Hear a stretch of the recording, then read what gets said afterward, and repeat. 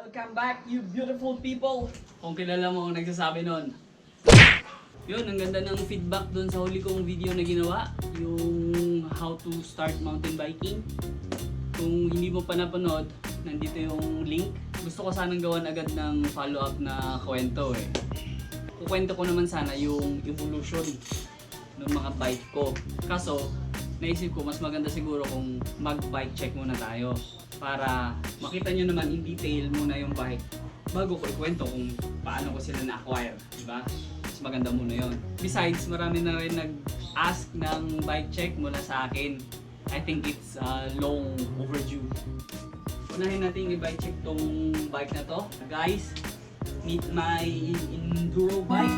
But before we go into the details, background muna. So ito ay custom build. Karamihan ng parts nito eh second hand. Ang brand new lang dito is yung rims at saka yung rear hub.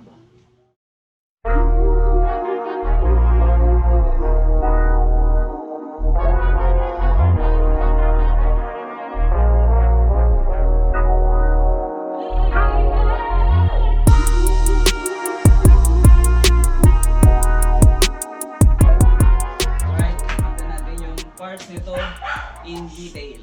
Anong goodies ang mayroon sa bike na to? Yan natin. Unahin na natin yung puso ng bike, yung frame. It's a Dartmoor Blackbird 27.5 boost. As you can see, Scout Green yung color scheme. It's a size small frame, tamang-tama sa height ko. Itong rear shock, it's a Rockshox Monarch Plus R, Debonair.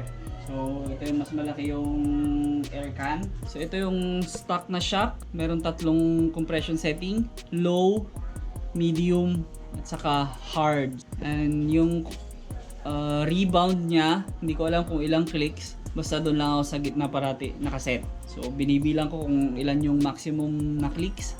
And then, binabalik ko yung kalahati para gitna siya parati. Customization sa rear shock. Nag-DIY ako ng volume spacers gawa sa inner tubes. Gusto ko kasi medyo mas progressive yung feel ng shock kahit medyo mas matagtag sa pakiramdam.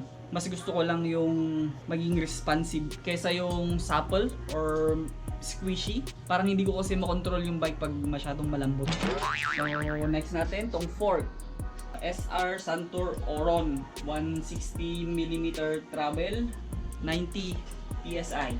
Yung axle 15/100, so hindi pa siya boost. So far wala naman akong pangit na masasabi sa kanya. Sunod natin tong wheel set.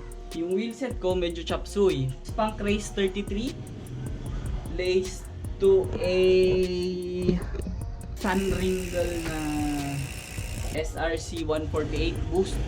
Yung likod, pillars, spokes, and nipples. Yung front hub ko, Koozer XM 470. Yung original na color niya is blue, anodized blue. Niroko siya. Kaya ganyan na yung kulay. Medyo neutral. Kasi as you can see, wala namang kulay blue sa bike ko. Wala siyang kamatch. Tires are Maxxis DHR 2.3. I am running tubeless at 30 PSI.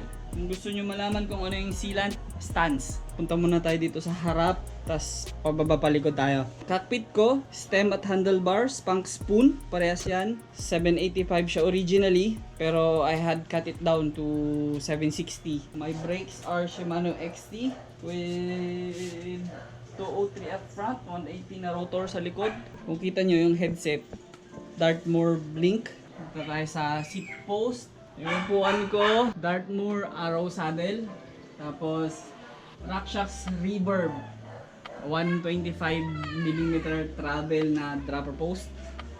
And Dartmoor na seat clamp. Down here, Shimano XT na cranks.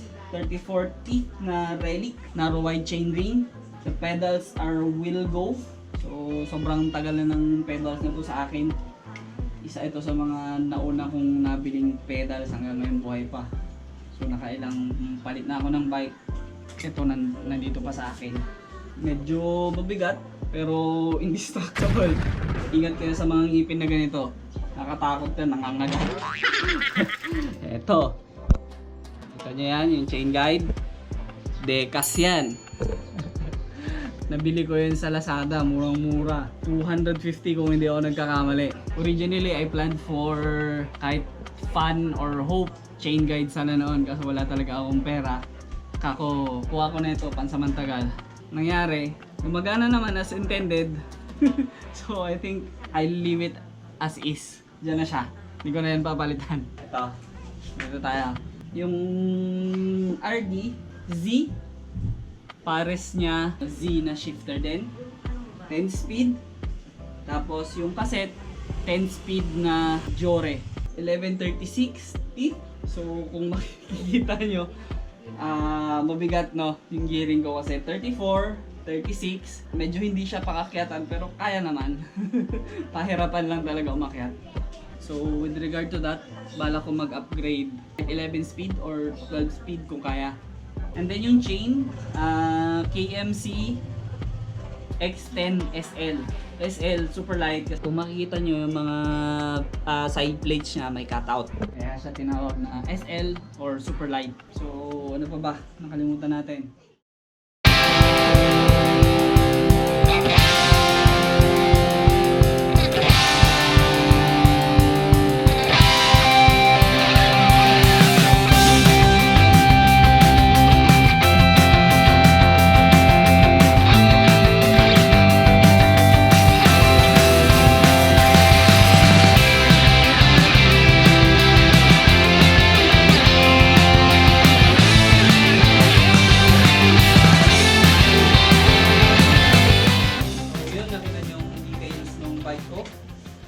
This is the bike that I used to shred the trails. Other future upgrades, hindi naman siguro masamang mangarap. Criskey, Industry 9, na hubs. Hubs or wheel set. Pero para mas makabutuhanan, Hope hubs na lang. So, Hope hubs, saka full boost. So, palit din ng fork. And then gusto ko medyo unique yung bike ko, but with this color scheme, medyo maraming Blackbird na scout green.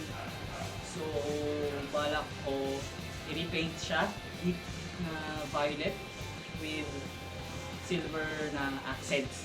Before we go, shoutout muna. Shoutout kay Gabriel Falcatan. Mabuhay ka sir, salamat sa suporta. Shoutout din nga pala kay Nani. Dito siya kanina, nag-deliver siya ng ube pandesal. Kung gusto nyo matikman yung masarap niyang ube pandesal, message nyo lang siya. Siyempre, shoutout sa inyo mga masugid na followers ng channel ko. Maraming salamat sa suporta. And that's it. That ends our video. Kung nagustuhan mo tong video na to, please huwag niyong kalimutan mag-like at saka mag-subscribe. Muli, this has been Harold Ramirez. Hanggang sa susunod na istorya. Happy